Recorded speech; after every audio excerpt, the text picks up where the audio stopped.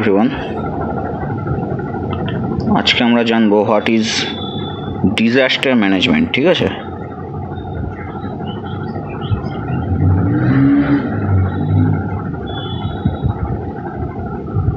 What is disaster management. ঠিক আছে, এটা অ্যাকচুয়ালি তোমাদের সিভিল থার্ড ইয়ারের সিলেবাসে রয়েছে।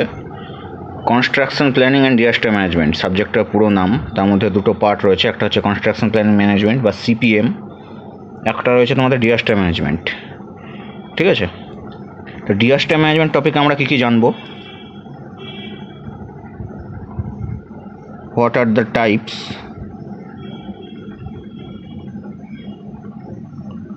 Of disaster. ঠিক আছে, কত ধরনের ডিজাস্টার হয়। তারপরে এটা 1 নম্বর। 2 নম্বর কি, is it possible two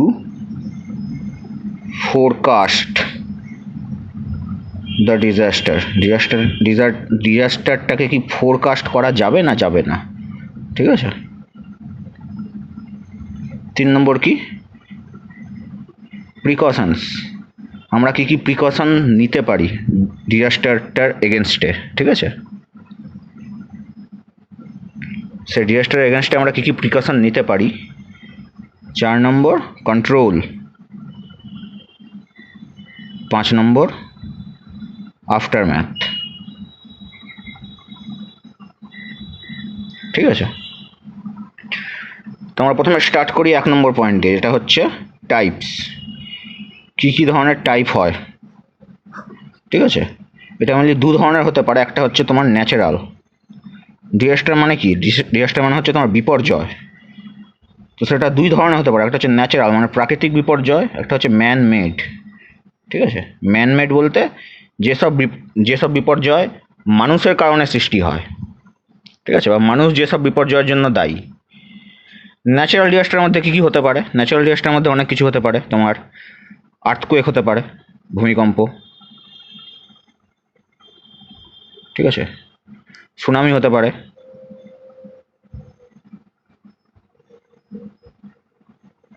earthquake, tsunami. Cyclone হতে পারে। ঠিক আছে, সাইক্লোন মানে ঘূর্ণিঝড়। আর কী কী হতে পারে? বুশফায়ার। বুশফায়ার মানে দাবানল। ঠিক আছে, জঙ্গলের আগুন। আর কি কি হতে পারে তোমার? ভলক্যানো, অগ্নি উৎপাত। ফ্লাড। ঠিক আছে, বন্যা। লাইটনিং, কোথাও বজ্রপাত হলো। ঠিক আছে, এত ধরনের ন্যাচারাল ডিজাস্টার হয়, আরও হয়। এগুলো হচ্ছে তোমার মেন। ওকে, ম্যানমেড ডিজাস্টার কী হতে পারে? মানুষ কী কী ডিজাস্টারের জন্য দায়ী? ওয়ার হতে পারে। ঠিক আছে, যুদ্ধ লেগে গেল। রেভেলিয়ন মানে বিদ্রোহ, কোথাও বিদ্রোহ হয়ে গেল। ঠিক আছে, অ্যাক্সিডেন্ট। ঠিক আছে, কোথাও গাড়ি অ্যাক্সিডেন্ট হলো, বা কোথাও ট্রেন অ্যাক্সিডেন্ট হলো, বা কোথাও কোনো প্লেনের অ্যাক্সিডেন্ট হয়ে গেল। ঠিক আছে, যে কোনো ধরনের অ্যাক্সিডেন্ট, ম্যানমেড অ্যাক্সিডেন্ট। ঠিক আছে, ফায়ার ব্রেকআউট, কোনো জায়গায় আগুন লেগে গেল, কোনো বিল্ডিংয়ে আগুন লেগে গেল, কোনো ইন্ডাস্ট্রিতে আগুন লেগে গেল। ঠিক আছে, তো এগুলো হচ্ছে তোমার manmade disasters. Natural disaster, manmade disaster. Okay, এইবার 2 নম্বর পয়েন্টে আসি, is it possible to forecast the disaster. Okay okay, আমাদের 2 নম্বর পয়েন্ট কি? ফোরকাস্ট। আমরা কি ডিজাস্টারটাকে ফোরকাস্ট করতে পারি? Is it possible? Is it possible to forecast the disaster? ঠিক আছে, ফোরকাস্ট মানে,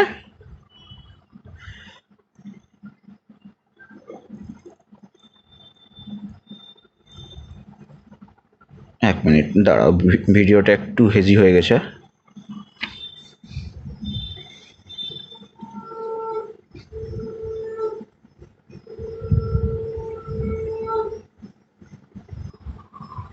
ঠিক আছে। Is it possible to forecast the disaster? Forecast মানে কি? ফোরকাস্ট মানে প্রি অ্যাজিউম করা, মানে আগে থেকে বুঝতে পারা। আমরা কি আগে থেকে বুঝতে পারি যে কোনো ডিজাস্টার আসতে চলেছে? ঠিক আছে, এর অ্যান্সার হচ্ছে ইয়েস অ্যান্ড নো। কেন? কারণ কিছু কিছু ডিজাস্টার আমরা প্রি অ্যাজিউম করতে পারি, কিছু কিছু পারি না। যেমন যেমন আমাদের যে আবহাওয়া দপ্তর আছে, ঠিক আছে, আমাদের আবহাওয়া দপ্তর কিছু কিছু ডিজাস্টারে আমাদের ফোরকাস্ট দিয়ে দেয়, যেমন সাইক্লোন, ঘূর্ণিঝড়, ফ্লাড বা বন্যা। ঠিক আছে, আমাদের যে আবহাওয়া দপ্তর আছে, আমাদের আবহাওয়া দপ্তর কিন্তু কিছু কিছু ডিজাস্টারের ফোরকাস্ট আমাদেরকে দিয়ে দিতে পারে। ঠিক আছে, আবহাওয়া দপ্তর আমাদেরকে বলে দিতে পারে যে কোনো একটা অঞ্চলে ঘূর্ণিঝড় আসতে চলেছে বা কোনো একটা অঞ্চলে বন্যা হওয়ার সম্ভাবনা রয়েছে। ঠিক আছে, আবার কিছু কিছু ডিজাস্টারে কিন্তু আমরা কোনো ফোরকাস্ট পাই না। যেমন অ্যাক্সিডেন্টে কোনো ফোরকাস্ট সম্ভব নয়। ঠিক আছে, অ্যাক্সিডেন্ট যে কোনো মুহূর্তে হতে পারে। ফায়ার ব্রেকআউট, কোনো জায়গায় আগুন লেগে গেল। ঠিক আছে, সাপোজ কোনো একটা জায়গায় আগুন লেগে গেল, কোনো একটা বিল্ডিংয়ে, কোনো একটা ইন্ডাস্ট্রিতে বা কোনো একটা মাল্টিপ্লেক্সে ফায়ার ব্রেকআউট হয়ে গেল। আমরা সেটা কোনোভাবে আগে থেকে বুঝতে পারা আমাদের পক্ষে সম্ভব নয় যে কোথায় আগুন লাগবে। ঠিক আছে, তো ফোরকাস্টের অ্যান্সার হচ্ছে ইয়েস অ্যান্ড নো। কিছু কিছু আমরা ফোরকাস্ট করতে পারি, কিছু কিছু পারি না। কিছু কিছু এরকম ডিজাস্টার আছে যেগুলো রিলায়েবলভাবে ফোরকাস্ট করা সম্ভব নয়, যেমন আর্থকুয়েক। ঠিক আছে, ভূমিকম্প।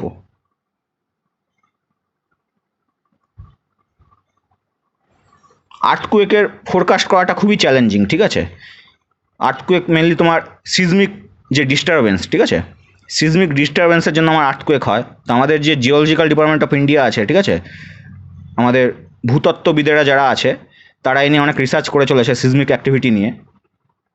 তো আর্থকুয়েককে ডিটারমাইন করার জন্য যে কোন অঞ্চলে আর্থকুয়েক হতে চলেছে বা হওয়ার সম্ভাবনা রয়েছে, এই সিজমিক অ্যাক্টিভিটিগুলো পুরো মানে অ্যানালাইজ করা এবং এটা নিয়ে পুরো রিসার্চ করা হয় অ্যাকচুয়ালি, কিন্তু এটা এখনও পর্যন্ত আমাদের কাছে কোনো রিলায়েবল মিনস নেই। ঠিক আছে, ভূতত্ত্ববিদেরা কন্টিনিউয়াসলি ট্রাই করে যাচ্ছে, ভ্যারিয়াস সিজমিক অ্যাক্টিভিটি নিয়ে অনেক ধরনের রিসার্চ চলছে যাতে আর্থকুয়েকটাকে যাতে প্রি অ্যাজিউম করা যায়, ফোরকাস্ট করা যায়, কিন্তু এখনও পর্যন্ত আমাদের কাছে রিলায়েবল মিনস এই পর্যন্ত মানে এই মুহূর্তে নেই যে আমরা আর্থকুয়েককে একেবারে রিলায়েবলি ফোরকাস্ট করতে পারবো। ঠিক আছে, তো যেসব ডিজাস্টার আমরা ফোরকাস্ট করতে পারি না বা রিলায়েবলি ফোরকাস্ট করতে পারি না, সেসব ডিজাস্টারের ক্ষেত্রে আমাদেরকে এক্সট্রা প্রিকশন নিয়ে চলতে হবে। যেগুলো আমরা ফোরকাস্ট করতে পারছি, আগে থেকে আমরা একটা অনুমান লাগাতে পারছি যে ডিজাস্টারগুলো আসতে চলেছে, সেগুলোর ক্ষেত্রে আমরা তবু একটা প্রিপারেশন টাইম পাবো। কিন্তু যেগুলোর ক্ষেত্রে আমাদের ফোরকাস্ট করা যাচ্ছে না, সেগুলোর ক্ষেত্রে কিন্তু আমরা প্রিপারেশন টাইমটা পাবো না। ঠিক আছে, এবার 3 নম্বর পয়েন্টটা কি? 3 নম্বর পয়েন্ট হচ্ছে আমাদের প্রিকশন।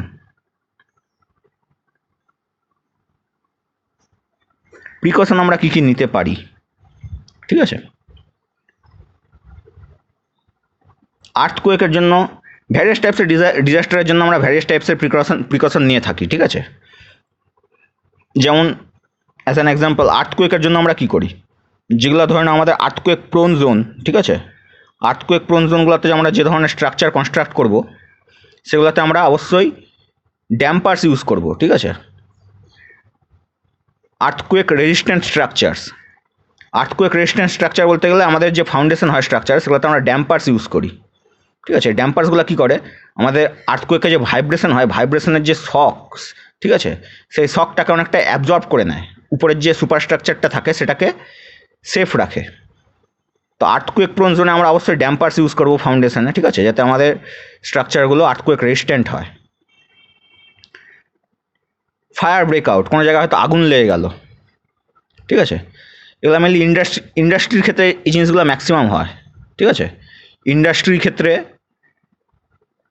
বা তোমার যেগুলো তোমার রিফাইনারি আছে, ঠিক আছে, এই সব জায়গাগুলোতে তোমার ম্যাক্সিমাম ফায়ার ব্রেকআউট হয়, কারণ ওখানে সব হেভি মেকানিজম ইনস্টল করা থাকে।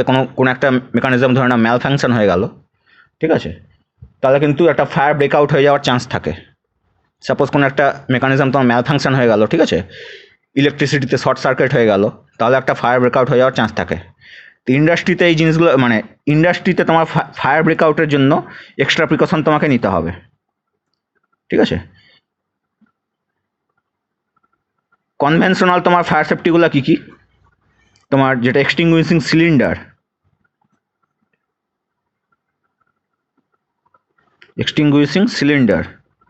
ফায়ার এক্সটিংগুইশিং সিলিন্ডার যেটাকে বলা হয়, এটা তো তোমাকে রাখতেই হবে, এগুলো তোমার কনভেনশনাল। এখন আরও অনেক অ্যাডভান্সড মেথড বেরিয়ে গেছে, ঠিক আছে। অ্যাডভান্সড মেথড বলতে কী কী, এখন তোমার স্পার্কলার বেরিয়ে গেছে, ঠিক আছে, অ্যান্ড তোমার স্মোক ডিটেক্টর বেরিয়ে গেছে। এগুলো অ্যাডভান্সড মেথড। এটা কি হয়, এটা তোমার ইন্ডাস্ট্রির সিলিংয়ে লাগিয়ে দেওয়া থাকে একটা স্মোক ডিটেক্টর, ঠিক আছে। স্মোক ডিটেক্টর কী হবে, সাপোজ তোমার আগুন লেগে গেছে, ঠিক আছে, যদি তোমার আগুন লেগে যায় তো আগুন থেকে তোমার কী হবে, স্মোক ক্রিয়েট হবে, ঠিক আছে। এই স্মোক ডিটেক্টরে তোমার প্রক্সিমিটি সেন্সার থাকে, এ কিন্তু স্মোকটাকে ডিটেক্ট করে নেবে, ডিটেক্ট করে এই অ্যালার্ম বাজিয়ে দিবে, ঠিক আছে, স্মোকটাকে ডিটেক্ট করে অ্যালার্ম বাজিয়ে দিবে। তো কি হয়, এর সঙ্গে সঙ্গে তোমার স্পার্কলার, ঠিক আছে, স্পার্কলার লাগানো থাকে এরকম।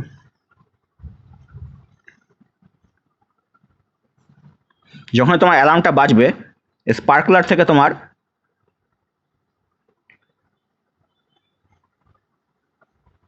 ওয়াটারের স্পার্কলিং হবে, ঠিক আছে।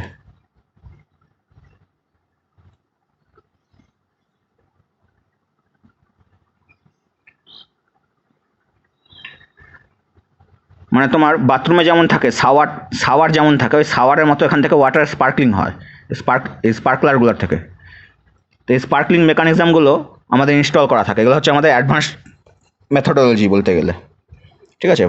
ফায়ার ডিটেকশন অ্যালার্ম বা তুমি এটাকে স্মোক ডিটেক্টর বলতে পারো। এটা আমার স্মোকটাকে ডিটেক্ট করবে, অ্যালার্ম রিং করবে, এবং সঙ্গে সঙ্গে কী হবে, আমার যে স্পার্কলারগুলো ইনস্টল করা আছে সেখান থেকে আমার ওয়াটার স্পার্কলিং শুরু হয়ে যাবে, যেটা আমার এই ফায়ারটাকে কন্ট্রোল করবে, ঠিক আছে।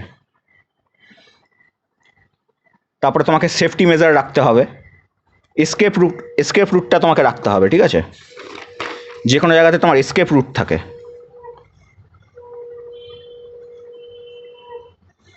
এসকেপ রুট কি, আমার পালানোর রাস্তা, ঠিক আছে। এসকেপ রুটের জন্য খুব একটা ভাইটাল পয়েন্ট কিন্তু হচ্ছে তোমার স্টেয়ার্স, সিঁড়ি। কোনো একটা হাই রাইজ বিল্ডিংয়ে বা কোনো একটা ইন্ডাস্ট্রিতে ধরে নাও তোমার আগুন লেগে গেল, বা তোমার আর্থকুয়েক চলে এসছে, তোমাকে তাড়াতাড়ি বিল্ডিংটাকে খালি করতে হবে। তো তুমি কী করবে, তোমার কিন্তু বেস্ট অপশন হচ্ছে স্টেয়ার্স। তুমি কিন্তু লিফট ইউজ করতে পারবে না, কারণ লিফটে তুমি বাই চান্স তোমার ইলেকট্রিসিটি চলে গেল, সাপোজ তুমি লিফট দিয়ে নিচে নামছো, ঠিক আছে, বাই চান্স তোমার ইলেকট্রিসিটি কাট হয়ে গেল, তুমি কিন্তু লিফটে আটকে থেকে যাবে। সেই লিফট থেকে বেরানোর কিন্তু আর তোমার কাছে কোনো রাস্তা থাকবে না, ঠিক আছে। ওই জন্য ডিজাস্টারে বলা হয়, in case of any disaster please use stairs. ডিজাস্টারের সময় সবসময় স্টেয়ার ইউজ করতে হয়, সিঁড়ি, ঠিক আছে। সিঁড়িটাকে যতদূর সম্ভব ওয়াইড রাখতে হয়, যাতে একসঙ্গে অনেক লোক নামতে পারে, ঠিক আছে, ওয়াইড রাখতে হবে। 2 নম্বর কি, সিঁড়িতে যাতে অ্যাম্পল আমার এয়ার সার্কুলেশন আর লাইট সার্কুলেশন হয়, ঠিক আছে। সিঁড়িতে যাতে এয়ার সার্কুলেশন, লাইট সার্কুলেশনটা আমার পর্যাপ্ত পরিমাণে হয়, সেটার ব্যবস্থা আমাকে করে দিতে হবে। কারণ আমার যদি বিল্ডিংয়ে আগুন লাগে তাহলে কিন্তু প্রচুর পরিমাণ স্মোক হবে। স্মোকের জন্য কি হবে, আমার ব্রিদিংয়ের একটা প্রবলেম হবে, প্লাস আমার কিন্তু ভিজিবিলিটিটাও কমে যাবে, ঠিক আছে। মানে আমার ভিজিবিলিটি, আমার ব্রিদিং দুটাই কিন্তু এফেক্টেড হবে। তার জন্য এয়ার সার্কুলেশন, লাইট সার্কুলেশন আমাকে পর্যাপ্ত পরিমাণে রাখতে হবে, ভেন্টিলেশনটা আমাকে পর্যাপ্ত পরিমাণে রাখতে হবে, ঠিক আছে। আর যেটা তোমার রাইজ ট্রেড রেশিও, ঠিক আছে, সেটাকে যতটা সম্ভব কম রাখা যায়, যাতে আমার সিঁড়িটা ফ্ল্যাট হয়। বেশি ফ্ল্যাট হলে কী হবে, স্ট্যাম্পেডের চান্সটা কমে যাবে। একসঙ্গে অনেক মানুষ নামবে, তো যদি ধরে না তোমার কোনো ডিজাস্টার হয়ে যায়, একসঙ্গে অনেক মানুষ নামবে, তো সিঁড়ি যদি খাড়া হয় তাহলে কিন্তু স্ট্যাম্পেড হয়ে যাওয়ার চান্স থাকে। তো এইসব সেফটি মেজার্সগুলো আমাদেরকে মেনে চলতে হয়, ঠিক আছে। আর কি কি প্রিকশন হতে পারে, যেমন তোমার ধরে নাও কোস্টাল এরিয়া, ঠিক আছে, সমুদ্রের তীরবর্তী জায়গা, সেখানে কিন্তু সাইক্লোন, ঘূর্ণিঝড় বা সুনামি, ঠিক আছে, এই সবের থেকে প্রচুর রিস্ক থাকে। কোস্টাল এরিয়া যেগুলো হয়, কোস্টাল সিটি আমাদের যতগুলো আছে, সেগুলোতে সবথেকে বেশি রিস্ক কিন্তু আমাদের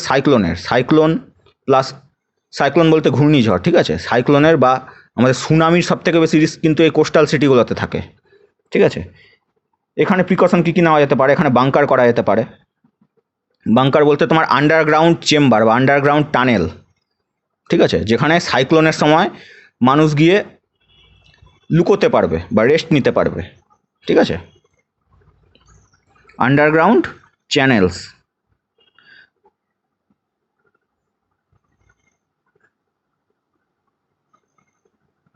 ঠিক আছে, আন্ডারগ্রাউন্ড চ্যানেলস বা তুমি বাংকারও বলতে পারো। সাপোজ ধরো না কোনো একটা কোস্টাল সিটিতে হঠাৎ করে কোনো একটা ঘূর্ণিঝড় আছড়ে পড়েছে, ঠিক আছে। কোনো একটা কোস্টাল সিটিতে হঠাৎ করে কোনো একটা ঘূর্ণিঝড় আছড়ে পড়লো, ঘূর্ণিঝড় বা সাইক্লোন আছড়ে পড়লো। তো সেক্ষেত্রে এই যে আন্ডারগ্রাউন্ড টানেলসগুলো বা তোমার বাংকার্সগুলো, এগুলা কিন্তু অনেক প্রোটেকশন দিবে তোমাকে, ঠিক আছে। আর কী করা যেতে পারে, তোমার যে হাই রাইজ বিল্ডিংয়ের হাইট কিন্তু তোমাকে কম রাখতে হবে। কোস্টাল এরিয়াতে হাই রাইজ বিল্ডিংয়ের হাইট যতটা সম্ভব কম রাখতে হয়, কারণ হাই রাইজ বিল্ডিংয়ে কিন্তু আমার উইন্ড প্রেশারটা বেশি এফেক্টিভ হয়, ঠিক আছে। একটা ঘূর্ণিঝড় আসলে তো একটা উইন্ড প্রেশার কাজ করবে, উইন্ড লোড যেটা আমরা বলি, ঠিক আছে। ওই উইন্ড লোডটা কিন্তু যত আমার হাই রাইজ বিল্ডিং হবে তত বেশি কিন্তু আমার উইন্ড লোড পড়বে তার উপরে। তো হাই রাইজ বিল্ডিংয়ের হাইটটা যতটা সম্ভব মিনিমাম রাখতে হয় আমাদের এখানে কোস্টাল এরিয়াগুলোতে, ঠিক আছে। এইসব প্রিকশনস আমাদেরকে মেনে চলতে হয়।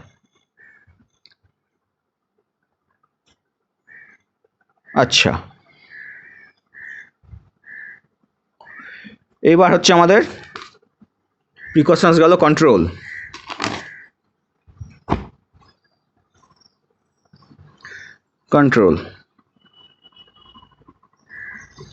কন্ট্রোল মানে কোনো জায়গায় আমাদের ডিজাস্টার হচ্ছে, সেটাকে আমরা কীভাবে কন্ট্রোল করব।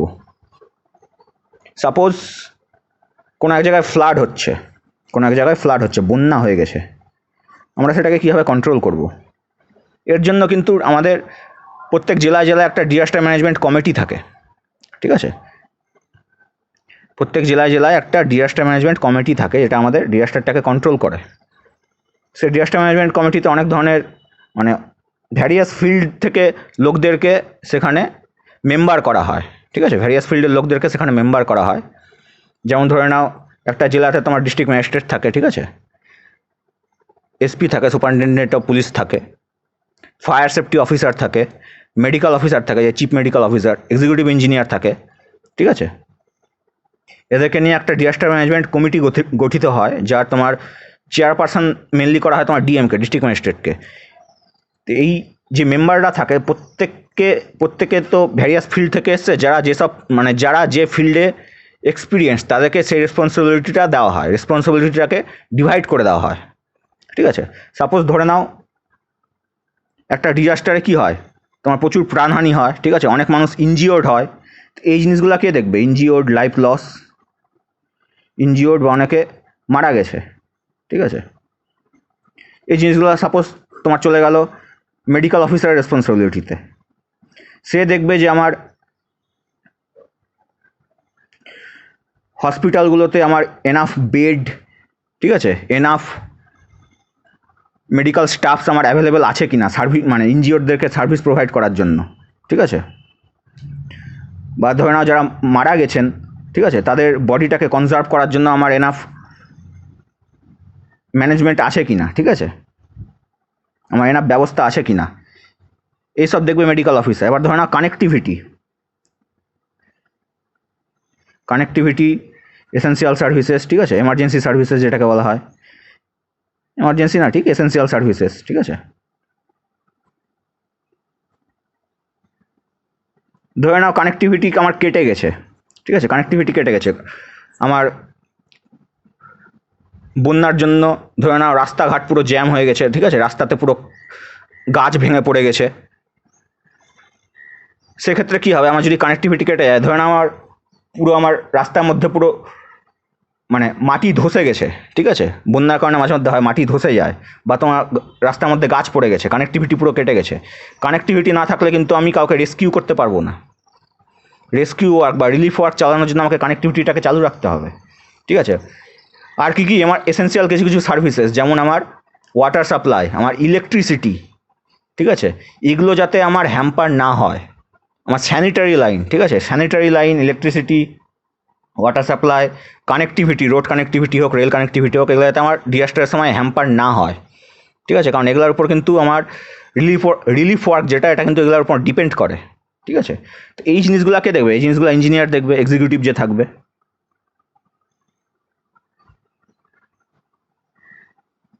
এক্সিকিউটিভ ইঞ্জিনিয়ার, ঠিক আছে। রেসপন্সিবিলিটিগুলোকে এরকমভাবে ডিভাইড করে দেওয়া হয়। কোথাও ফায়ার ব্রেকআউট হয়েছে, সেটাকে দেখবে ফায়ার সেফটি অফিসার।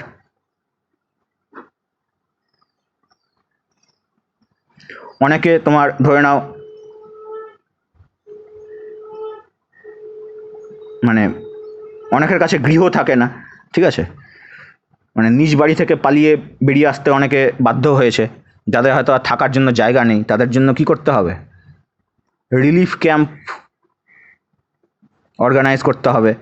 রিলিফ ক্যাম্পে হয়তো কেউ ইনচার্জ থাকবে, সে হয়তো ডিএম বা এসডিএম থাকতে পারে, ঠিক আছে, রিলিফ ক্যাম্পের রক্ষণাবেক্ষণ। এই করে এই রেসপন্সিবিলিটিগুলোকে ভাগ করে দেওয়া হয়, ভাগ করে একটা পুরো ডিজাস্টার ম্যানেজমেন্ট কমিটি তৈরি করা হয়, ঠিক আছে। তারপরে যদি ধরে নাও তোমার আরও ভলেন্টারি ফোর্স লাগে, ঠিক আছে, বা তোমার আরও ভলেন্টিয়ার্স লাগবে রিলিফ ওয়ার্ক চালানোর জন্য, সেক্ষেত্রে আরও ভলেন্টিয়ার্স রিক্রুট করা হয়, বা তোমার সেন্ট্রালের মানে আমাদের যে কেন্দ্র সরকার আছে, ঠিক আছে, সেখান থেকে আমাদের হেল্প আসে। এই নিয়ে পুরো আমাদের ডিজাস্টার ম্যানেজমেন্ট এই নিয়ে আমাদের ডিজাস্টারটাকে কন্ট্রোল করার ট্রাই করা হয়, ঠিক আছে। এই হচ্ছে আমাদের ডিজাস্টার কন্ট্রোল। আমাদের সেন্ট্রালের যে ফোর্সটা আছে ওটাকে বলা হয় কি, NDRF, national disaster response force, ঠিক আছে। এটা আমাদের ডিজাস্টার ম্যানেজমেন্টের একটা গুরুত্বপূর্ণ অঙ্গ, ঠিক আছে। ন্যাশনাল ডিজাস্টার রেসপন্স ফোর্স, এটা আমাদের সেন্ট্রাল ফোর্স। কোনো জায়গায় যদি ম্যাক্সিমাম ডিজাস্টার হয়ে যায়, তখন এই ফোর্সটাকে কল করা হয় রিলিফ ওয়ার্কের জন্য। এবার হচ্ছে আমাদের লাস্ট পয়েন্টে আমরা চলে আসছি, সেটা হচ্ছে আমাদের কী ছিল, আফটার ম্যাথ। ভিডিও হেজি হয়ে গেছে একটু, এবার চলে আসি after math, last point. After math বলতে আমরা আমাদের ডিজাস্টার হয়ে গেছে, ঠিক আছে, ডিজাস্টার হয়ে যাওয়ার পর, সব কিছু ওভার হয়ে যাওয়ার পর আমরা আফটার ম্যাথ করবো, মানে আমরা ক্যালকুলেশন করব যে আমাদের কী কী ক্ষতি হলো এবং তার পরিপূরক হিসাবে আমরা কী কী করতে পারি, ঠিক আছে। প্রথমে যেটা আমাদেরকে করতে হবে, রিহ্যাবিলিটেশন। রিহ্যাবিলিটেশন মানে আমাদের রিলিফ ক্যাম্পে যে মানুষগুলো আছেন, যাদের কাছে হয়তো থাকার জন্য বাড়িঘর নেই, ঠিক আছে, তাদের বাড়িঘর হয়তো ভেসে গেছে বা ভেঙে পড়েছে, তাদের থাকার ব্যবস্থা করে দিতে হবে, তাদেরকে রিহ্যাবিলিটেট করে দিতে হবে, ঠিক আছে। তার জন্য গভর্নমেন্টকে আগে এগিয়ে এসে ভ্যারিয়াস টাইপের প্রকল্প করতে হবে, ঠিক আছে, করে তাদেরকে রিহ্যাবিলিটেট করার ব্যবস্থা করতে হবে, রিহ্যাবিলিটেশন। তারপরে আমরা দেখবো আমরা কী কী জিনিস রিস্টোর করতে পারি, যেগুলো আমাদের ধরে নাও স্ট্রাকচারাল লস হয়েছে, ঠিক আছে, কোনো স্ট্রাকচার ভেঙে পড়েছে, বাড়িঘর ভেঙে পড়েছে, রাস্তাঘাট ভেঙে গেছে, সেগুলো হচ্ছে আমাদের স্ট্রাকচারাল লস, সেগুলো আমরা রিপেয়ার করতে পারি, রিপেয়ার করে আমরা রিস্টোর করে দিতে পারি। তারপরে হচ্ছে আমার কম্পেনসেশন, লাস্ট। তোমার দেখো ডিজাস্টারে তো অনেক ক্ষতি হয়, তোমার ধরে নাও ইকোনমিক ক্ষতি হয়, এবং সবথেকে বড় ইকোনমিক ক্ষতির থেকেও বড় তোমার লাইফ লস হয়, ঠিক আছে, জীবনের ক্ষতি হয়। তো সব কিছু কিন্তু আমরা রিস্টোর করতে পারি না, ঠিক আছে। ইকোনমিক লস ঠিক আছে, আস্তে আস্তে রেস্টোর হয়ে যাবে, কিন্তু যেটা লাইফ লস হয় সেগুলো আমরা রিস্টোর করতে পারি না। লাইফ লসের ক্ষেত্রে আমাদের কাছে একটাই অপশান, সেটা হচ্ছে কম্পেনসেশন। আমরা যদি যাদের লাইফ লস হয়েছে তাদের ফ্যামিলিকে কিছু কম্পেনসেশন দিতে পারি। এই কম্পেনসেশন মানে কোনো বিকল্প নয়, লাইফ লসের কোনো বিকল্প হয় না, এটা জাস্ট মানে কারো পাশে থাকা, ঠিক আছে, এই হচ্ছে কম্পেনসেশন। তো এত কিছু নিয়ে আমাদের ডিজাস্টার ম্যানেজমেন্ট, ওকে, এই হচ্ছে আমাদের ডিজাস্টার ম্যানেজমেন্ট, ঠিক আছে।